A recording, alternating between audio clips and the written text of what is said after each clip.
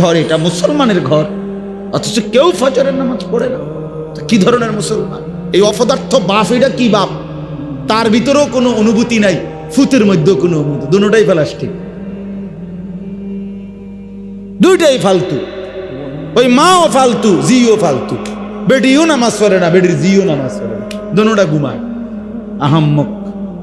কি ধরনের মহিলা এটা?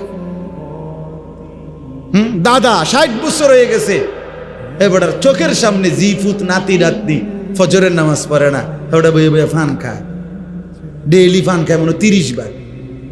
সুখকে বাইয়া পড়ে, সুখে আছে দেখে তো পান খায়, কিন্তু দুঃখে নিবেন সে পান খায়, চা খায়, আপেল খায়, মালটা খায়, নায়নাতকুরের লগে রঙ্গরস করে, নাতি নাতনির লগে দুষ্টামি মজাক করে। বাহ, সুখের দুনিয়া। খুশিতেই তো আছে, নাই তো কি? খুশিতেই তো আছে, খুশি খাইয়া টাইয়া ভালো আছে, আল্লাহর রহমতে ফুতে বিদেশতে টেয়া পাঠায়, বাইক বিল্ডিং এর কাম শেষ। হ্যাঁ, আর কি তা অসুবিধা কি তা?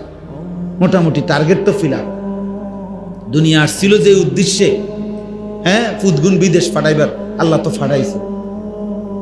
3টা মাইয়া বিয়া দিবার একটা উদ্দেশ্য ছিল দুনিয়ায় আসে, আল্লাহর রহমতে মেয়েও বিয়া দিছে, বিল্ডিংও করছে, 4টা রুমও করছে, ক্ষুদ্র জায়গাও লইছে। এখন তো আল্লাহর রহমতে ফাঙ্গাস তেলাফিয়া মিলাইয়া আল্লাহর রহমতে খানাও বালা চলতে আছে। বাহ, আর কি? এখন শুধু আর